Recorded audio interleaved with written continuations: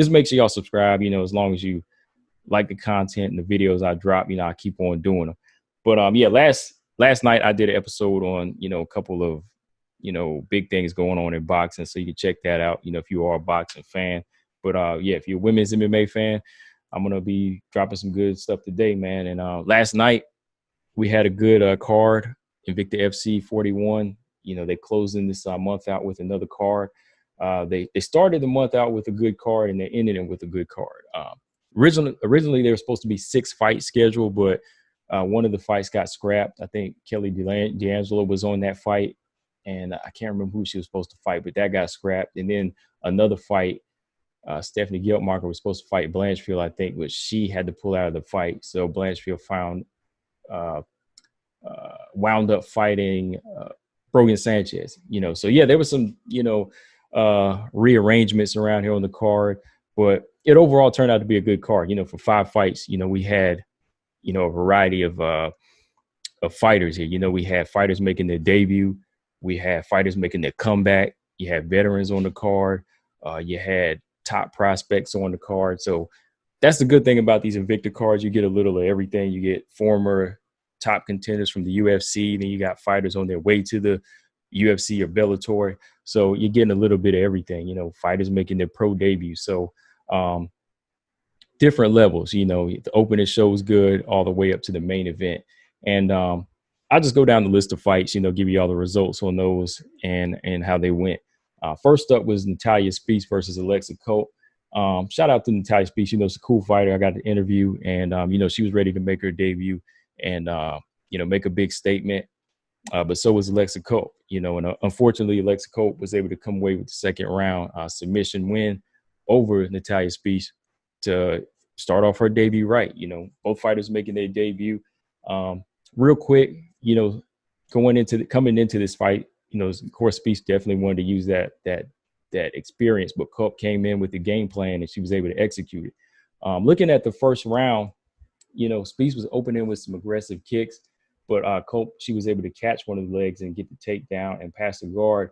And as Speech was trying to get back to her feet, Colt was able to get on the back with the body lock. And when she got that body triangle, she was able to control the majority of the round here. Like, not a lot of action going on, but there was a lot of hand fighting where Colt was just trying to get from side to side and really trying to get that rear naked choke on Speech, because Speech was locked up with the triangle. But Speech fought it off well.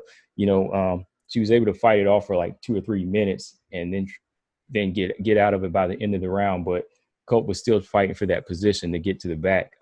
Going into the second round, Speech started off with the pressure again, but Colt got into that clinch to try to smother that mid-range work. And when she was applying that pressure, Speech was on the fence, but I feel like she was fighting off the takedown well with some good knees. And this is where Speech looked impressive. She looked impressive in the clinch. She was able to fight off the takedown, where when Colt was trying to get low to get the legs, Speech was just moving along the fence to make it difficult. And when she broke, Speech was throwing some good knees, but she got tripped up and unfortunately wound up on her back again. And Colt got into that half guard position. But in that half guard, Speech made a bit of an error there where she kind of rolled to her right, and she rolled right into Colt's grip of transition into her back. At the same time while she rolled, she was just able to get right on Speech's back and once again lock up and try to get that rear naked choke. And Colt's leg was wrapped around the right leg of Speech, really making it difficult for her to move. And then she was just able to lock the left arm right up under the neck of Speech. And as she locked in slowly, Speech had to tap, because there's really no getting out of that, because she had the control of her leg and she already had her arm under that under the neck, so she had to submit. But yeah, it was a good debut for Alexa Colt. But yeah, shout out to Natalia Speech. Like I said, I want to see her come back and get stronger. Definitely can't count a fighter out when they lose their first fight. Chelsea Chandler, she's been there before. Chris Cyborg's been there. That's just how it goes. When the fighters are making a debut, there's got to be a winner and there's got to be a loser. But that's your first fight. That doesn't necessarily count you out. So definitely want to see Speech come back, and maybe on the next, maybe not the next Invicta card, but the one after that, or the one in September. If she's ready to come back in September as well, and go ahead and right that wrong, I'm cool with that too, because hey, she's still fresh. She needs to go ahead and go in there and stay active. But yeah, shout out to both ladies, making the debut. Moving on to the next fight on the card. Now, this fight here, this is where it comes into play with judges sometimes. Like, it was a good fight, but sometimes the judges can really mess up a fight for you. The Caitlin Salmons and Claire Guthrie fight. I had Caitlin. Well, they gave the fight to Caitlin Salmons by a split decision. Caitlin Salmons won this fight by split decision, but I thought that Claire Guthrie was on her way to actually winning a unanimous decision. But I guess it all comes down to, it's just one of those frustrating times when it's almost like the punches and the strikes and the measuring of range and, dictating the pace of like boxing and striking, it never equals out to like what a takedown does, because I felt like Claire Guthrie was really fighting a smart fight in the beginning of this one, all the way up to the second round. She was really utilizing her reach well and her height. She was using knees on the inside well. She was fending off from takedowns at times.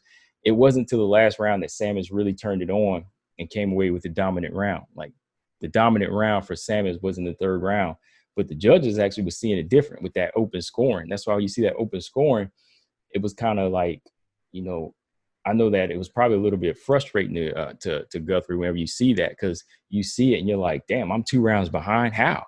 When it went into that third round and I just saw that she was 2 rounds down, I was like, wow, I thought that Guthrie was winning this fight, because she was doing so much more. So it's kind of good to have that open scoring, because you can kind of see where you're at and you can kind of see where you have to crunch down. Like, I thought she was comfortable. She probably thought she was comfortable. But when you see that, then you got to be like, oh, hell no. Like, I don't know what these judges are doing.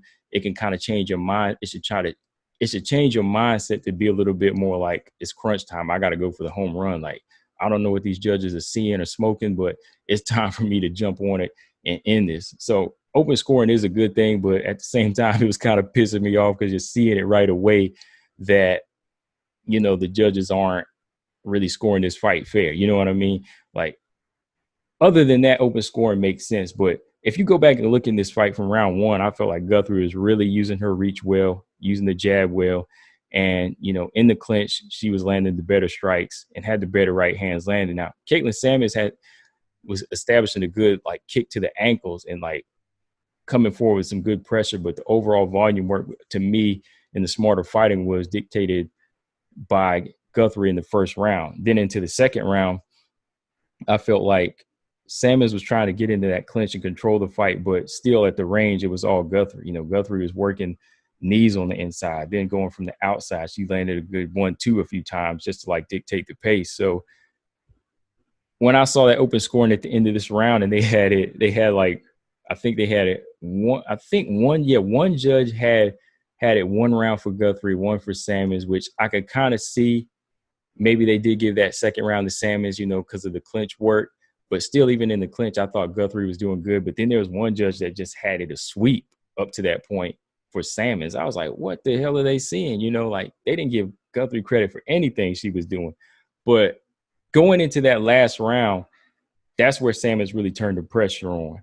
She turned that pressure on, got into the clinch, got into a takedown, and she controlled the majority of the round and just had Guthrie on her back and just was getting a lot of good ground and pound in here. She got a lot of good ground and pound work and dominated that last round, which, really made up for it, which to me would have got her rounds 2 and 3, on that one judge's scorecard. But then, like, I think when she saw that open score, she just knew that I just got to close the show from here, But to me, after that round, I still had it 2 rounds to 1 for Claire Guthrie. I thought she won the first 2 rounds with a very cautious, smart fighting. But when it came to that third round, Caitlin Salmons definitely was dominant in that last round. But again, man, I just thought that was pretty unfair, man. That neither judge, that one judge didn't give Claire Guthrie a single round. But hopefully she can come back and get a rematch, or it's like they say, you just got to finish a fight sometimes. You can't leave it in the hands of the judges. But overall, it was a good fight. But I just didn't, when you see those judges, sometimes that just messes up the whole thing, man. But the third fight, Caitlin Young versus Latoya Walker. This was a comeback fight for Latoya after 4 years out of the game. Caitlin Young, her last fight was in about 11 months ago. So it was more so just a layoff for her because of, of course, the inactive time with COVID-19. So she couldn't return to a fight right away. But right away, these two right here, they were just thrown down. They threw down some three solid rounds of just good stand-up fighting. Caitlin Young, of course, she had the better striking, the overall better Muay Thai, the better kicks, the better body kicks here, the better jab, the more volume work, the better work in the clinches. But, Latoya Walker, she definitely showcased her boxing ability and her ability to kind of slip punches in the beginning of the fight. I think the inactivity definitely showed. It definitely showed in this fight because, 4 years off, that's a lot of rust to shake off. But she also showcased how tough she is, very tough, very durable, very strong physically. She was able to take some of the hardest body kicks I've seen, the hardest leg kicks. She showcased a good chin. So if she can take another fight, maybe on the next card and try to stay active and get back into shape, then I think, Latoya Walker could definitely be a force. But overall, Caitlin Young definitely put on a good performance and won that unanimous decision. So definitely want to see both of these fighters back because, again, Latoya Young, when she was active, excuse me, not Latoya Young, but Latoya Walker, she definitely put on some exciting fights for when she was active. Caitlin Young, and veteran in the game, definitely want to see her come back, maybe get a title shot. If not a title shot, another top level featherweight fight. Co-main event, Aaron Blanchfield versus Brogan Sanchez. I just did a post-fight video talking about this fight. Very dominant, unanimous decision for Blanchfield. Like I was saying in my my post-fight analysis video, Blanchfield is a fighter to look out for.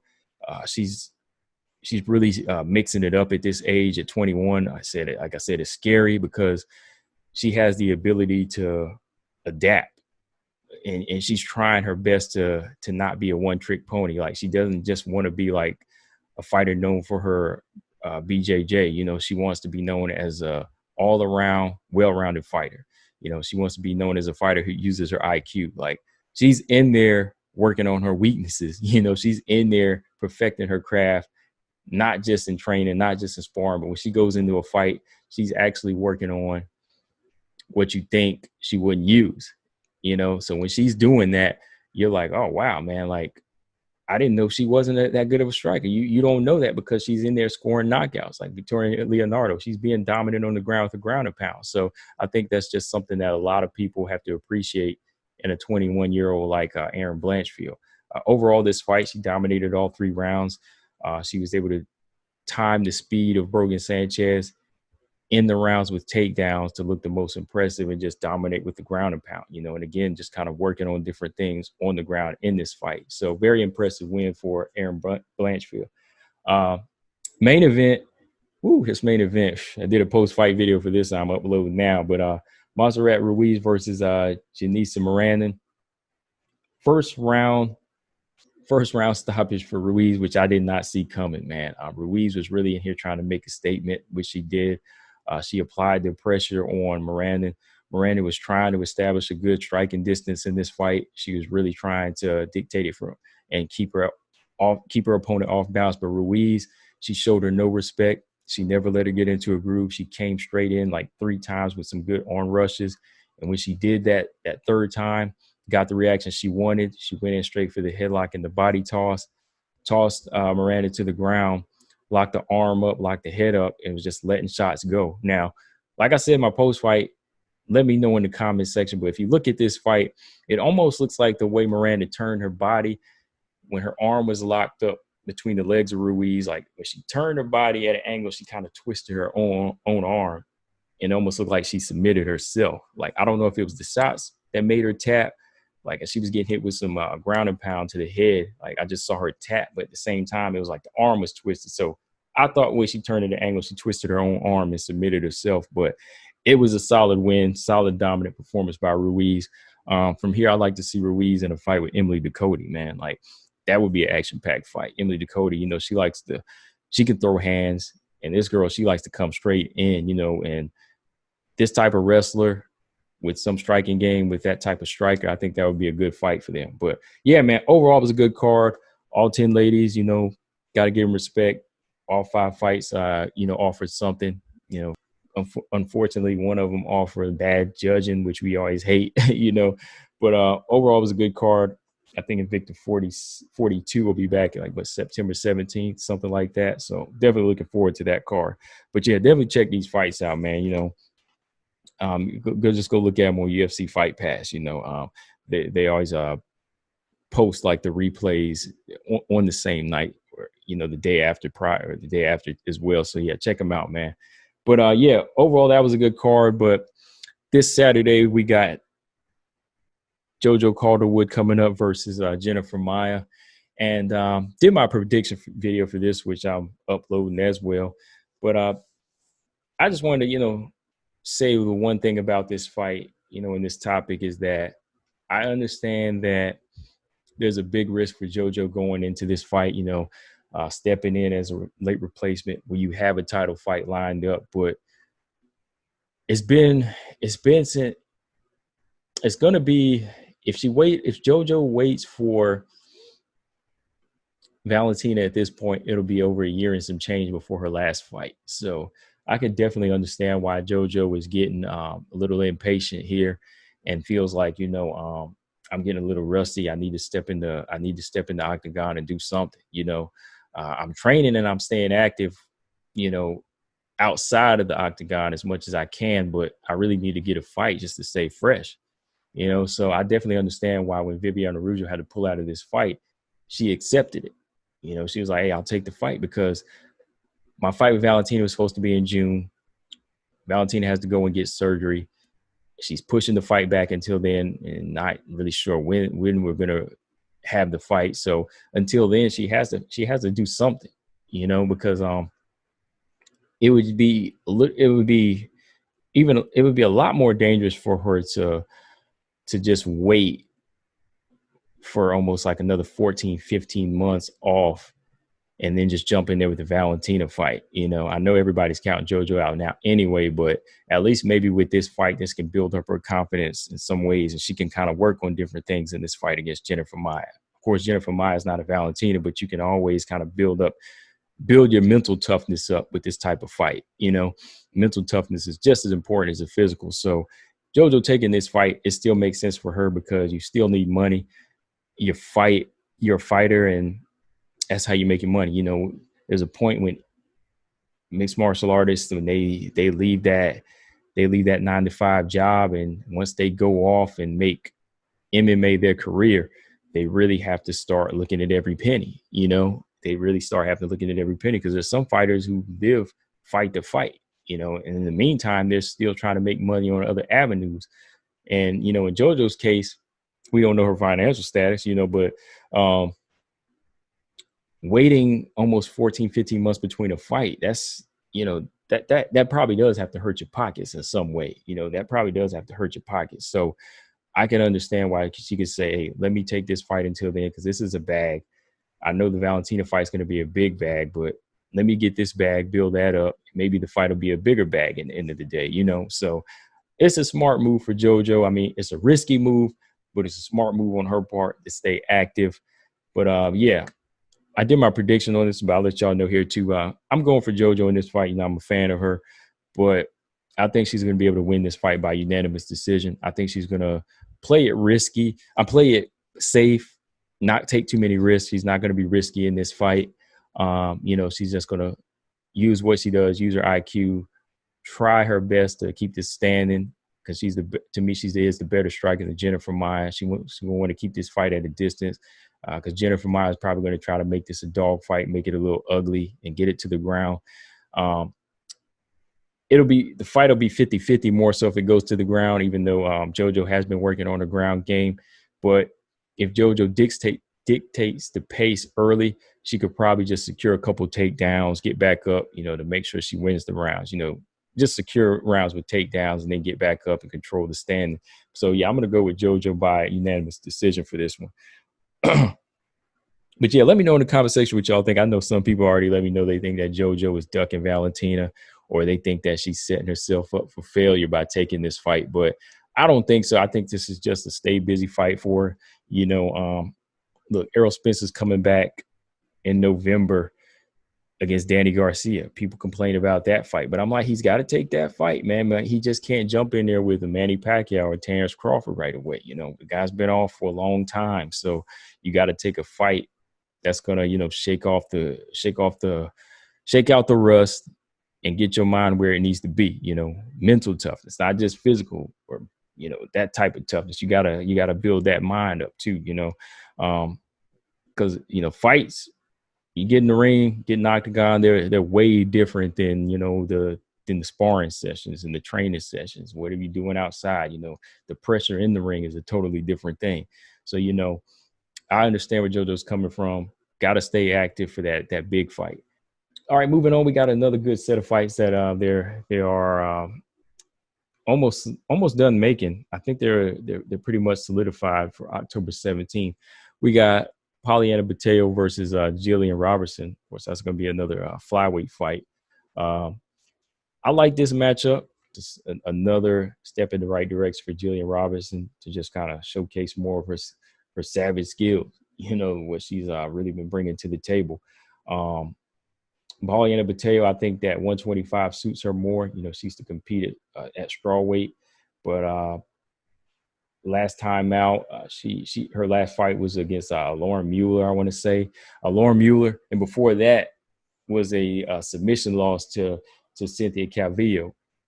Cynthia Calvillo, she's at 125 too now. So a lot of these fighters that were killing themselves to make 115 are, getting into that 125 mix where I think it suits their body frames a little bit more. Like Polyana Botelho might be a little bit stronger here, but I think this is going to be another fight where Jillian Robertson, she's going to really go in there and showcase that wrestling, showcase that groundwork. Because Cynthia Calvillo, she was able to take Polyana Botelho to the ground and submit her.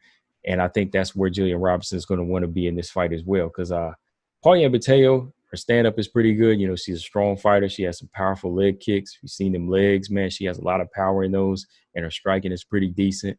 I think Jillian Robertson has enough to go head-to-head with her in striking a little bit. Like, if she wanted to work on the striking, this would be the fight to do so in. But if she wants to go in and make a statement and just take another name out, I could see Jillian Robertson just taking this fight to the ground and possibly getting a submission win as early as the first round, because I could see Jillian Robertson going straight in and just disrespecting the power of Polyana Botelho and taking it to the ground. But it's definitely a fight that I'd like to see, because it will tell us, is this a good weight for Polyana Botelho, like as far as weight-wise?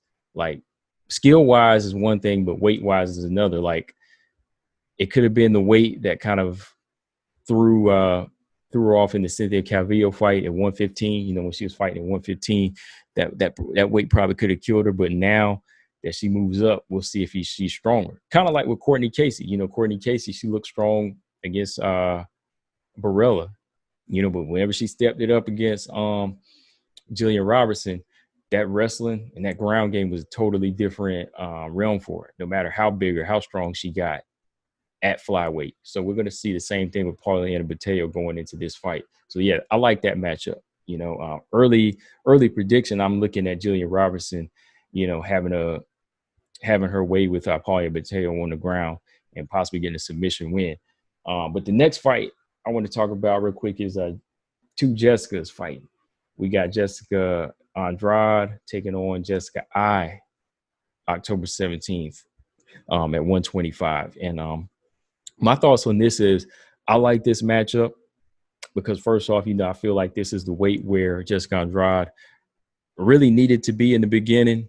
Some people felt like she was a weight bully, and there were some times I kind of felt that way. I felt like, she was a little too, almost felt like she was too strong for straw weight, but the fact that she wasn't technically sound is what kept her being good at bantamweight. Like, she could have been a bantamweight, like she could have stayed at 135, but her technical skills weren't good enough to hold her own at 135. because there were bigger ladies there that could, handle the slams and handle that physical work that she gives. So she moved down to 115 and had more of her way with the ladies at strawweight, if that makes sense. That's what I kind of saw in the beginning. But Jessica Andrade, she's on back-to-back. She's on a back-to-back losing streak right now against Weili Zhang and Rose Namajunas. And I think that she wants to take a stay active fight, to kind of test the waters. She wants to test the waters. Like, should I move up to 125 now and take my chances here? Or should I stay down here at strawweight? So, this is just kind of a test fight for her, I think. Jessica she's coming off a loss, dominant. She just got dominated. In my opinion, she got dominated by Cynthia Calvillo. Cynthia Calvillo just straight beat her up. And I think her going in here against a physically strong opponent, this is going to be her time to try and look good with her striking, look good with her ability to beat a physically strong fighter moving up, But again, looking at Jessica Andrade, I think this is her chance to try to move up and take another title opportunity in another weight. Because like I said, she might feel like she's killing herself to make 115. And, if she does that again, she might not be fit to fight Rose, or she might not be fit to fight Weili Zhang again. So there comes a point, when you get older, that making that weight cut is going to be tough. Joanna, I thought she was going to campaign at flyweight even after that first loss to Valentina, but she's still cutting down to 115 and she's killing herself. She's not a small strawweight. She's killing herself. So I could definitely see somebody that's kind of short, wide frame and thick like Jessica Andrade, like eventually having to move up to 125 and taking their chances there. But yeah, man, as we get closer to this one, I'll just like kind of break this fight down more so because I think it's going to be an interesting style-wise fight. It's going to kind of turn into boxer versus wrestler in this fight. And we're going to see if the move up in weight benefits Jessica Andrade. And also the head movements and improvements she's been making. We're going to see if all that's going to, come together at flyweight, or is it just going to make her slow and lethargic at flyweight, And again, we're going to see where Jessica stands. If her skills ever catch up with her mouth, you know what I mean? So it's going to be an interesting one, October 17th. But yeah, man, final topic I had for this episode is I'm gonna have to kind of revisit it. I'm just kind of freestyling it off the dome because there's a lot of things that kind of hit me about this fight. But it was a fight I kind of been thinking about even at work. Like I'm always thinking about like different matchups, and a matchup I want to see in the strawweight division right now is, you can dislike this or not, you can agree or disagree, but I want to see this fight, and that is Rose Namajunas, Carla Esparza, the rematch. I really want to see this rematch for several different reasons, because for one reason, number one, we need to really kind of see this fight is to see where Carla and Rose are right now, truly in their career. We really need to see, is Carla Esparza really at a point where she really feels like she's evolved? Has she really gotten to that point where she needs to be back in there with the elite fighters? And on the other side, Rose Namajunas, is she still elite? Has she really lost something in that last fight with Jessica Andrade? Both of them, can she really perform to that level that she did whenever she fought Joanna 2 times? Can she still dig that deep? And I think going in there with somebody like Carla Esparza is really gonna answer a lot of those questions again. Because if she has all that, then she's gonna say, "Hey, I'm not the same fighter you fought 6 years ago. I'm gonna turn the tables on you. I'm gonna avenge that loss and show you who I am. I'm gonna show you I'm a totally different fighter this go round."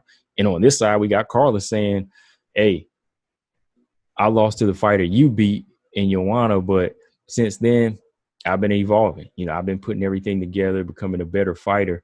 And I'm on a 4-fight win streak against these second-tier opponents. So my last fight out against Marina Rodriguez took her. It's time for me to get back in there with the elite now. And what better way to do that is with a Rose Namajunas rematch, because Style wise, I think. Well, first off, we got Jessica Andrade. She's gonna be moved up to 125, so that counts her out for Carla. Um, Joanna and Carla, that rematch doesn't really make sense right now, and I think that's just a bad style matchup altogether. Tatiana Suarez, she's still out for an undetermined amount of time. We don't know when she'll come back. And then Nina Azarov, she's out with she's pregnant right now. And when she has the baby, I think she's going to return to 125. So who does that leave? Who else does that leave for Carla Esparza in the top 5? Rose Namajunas. I know Rose Namajunas is trying to get back in there for a title shot right now. She wants to get back in there with Weili Zhang, but I really think it would be another good reason to take this fight. Is it would be a good way to close this year out and save that fight for next year, 2021 at this point, because I feel like that would be a bigger fight, a bigger event. I'm not a big fan of marinating it, but I just feel like as far as building it up, building Rose's mental stability and her mental strength up, making sure that she's sharp for this fight, because going back and looking at that rematch with Jessica Andrade, she showed improved and fought a lot off of heart. But as far as like skill wise, I think a lot of the things that she was doing in that fight would be, it would fall into play for Weili Zhang. I think that Weili Zhang would be able to capitalize a lot of the mistakes that Rose Namajunas was making in that Jessica Andrade rematch. So I think that until then, like just to close the year out now, since the year is about over, a fight that would make sense and just to get them back in the octagon would be a fight with Rose Namajunas and Carla. So it's just a good test to see where both of them are at, because again, there's nobody else in the top 5 in the, as far as elite for Carla to take, with everybody going up to 120, possibly going up to 125, or, other fighters just out of, missing in action. Carla needs to be tested. And I think she needs that now, just because she's getting better as a fighter. Fighters get older, fighters get older as well. They start to lose it. Father Time starts taking the legs away, starts taking those reflexes away. So even though she's getting smarter, she's getting, adding more to her arsenal, one day your legs could go. So now is the time for her to go back in there against a top 5 fighter. And it should just be Rose, in my opinion. Let's go ahead and get that, because Rose, again, looking at her in that rematch, she needs to sharpen up on some of her skills. She really does. Like, just really needs to sharpen the mind up and go back to working. Go back to working from the outside, not taking so many chances. And a good style matchup. Like I said, I think this is a good style matchup. Versus like a Carla Joanna rematch. I think that this one is more doable for Carla Esparza and Rose, because I feel like Carla at this point, could still give Rose some trouble, because I think between Joanna and Rose, I think Joanna, she's a tall, long fighter, very slim, but she's a hell of a lot more durable. I think like physically she can take a lot of punishment. She's like, you can kind of throw her around and she's there. You can hit her in the head, she's there. Hit her a couple of times in the head, she's got this big dome, like swelling up, but she's still there. It's like a mixture of heart and just like durability going on with Joanna. But I feel like Rose is a more durable opponent, is more of a opponent that Carla could get into, that Carla could handle, because physically she's not as durable as Joanna. Rose got more pop on her shots, but when you're talking like physical strength, I think Joanna is stronger than Rose. I'm just being honest. So that's that would make it more of a good style matchup, and a better top 5 fighter for Carla to get back closer to a title shot, to get her back on that road. And Rose Namajunas, it would be a big mental builder for her to go back in there with another rematch against another opponent that stopped her. Imagine if you could get 2 of the fighters that beat you in a row. What if you could beat both of those fighters in a row that beat you, especially when they both stopped you? You could go back and show Carla this go around, show her the evolution of Rose, show her that you growing as a fighter and possibly even stop her. So I think there's a lot of reasons that this fight needs to happen at this point, and those are my top reasons. Again, I just feel like it's a fight where they both need to show where they're at. Like, Rose is like still here in the top 5. She came down just a little bit, but now she came back up some. Carla's on that 4-fight winning streak here. She's right at that door, that top 5, and she's knocking. She needs an opponent. And second reason is because everybody else is out. Tatiana's out. Jessica Andrade's fighting 125. Niana Ansaroff is out. So that's the one elite fight that she can get. And what better, like I said, what better way to do that than now, man? So yeah, that's my thoughts on that, though. Let me know in the comment section what y'all think. There's a lot of good reasons that the fight needs to happen. Just close the year out with a good, active fight that still makes sense for the two of them, and then kind of start the year off big with the Whaley Zone Rose Namajunas championship fight. But yeah, man, that's all I got on that topic, though, man. Again, let me know what y'all think. I was just kind of freestyling off the dome with that because it's a fight that's just been kind of swimming in my head, but I kind of go back and do a separate video on it and give you my reasons a little bit more clear on why it should happen, if you didn't understand any of that. But yeah, man, that's all I got on this episode, y'all. Yeah, definitely go back and check out the Invicta FC 41 card. It was good, very solid card. I'm looking forward to this JoJo Jennifer Maia fight tomorrow, just so she can, shut up all the critics for her taking this fight. I hope she wins in dominant fashion so she can say, hey, I'm just taking this fight to stay active. Now I can move on to fight the bullet from here, because I don't think she's ducking the bullet. She just wants the money and to stay active. And yeah, let me know what y'all think of Polyana Botelho and Jillian Robertson, that fight. Let me know what y'all think of Jessica Andrade, Jessica I. And yeah, my last topic. Let me know what y'all think, Rose Namajunas versus Carla Esparza.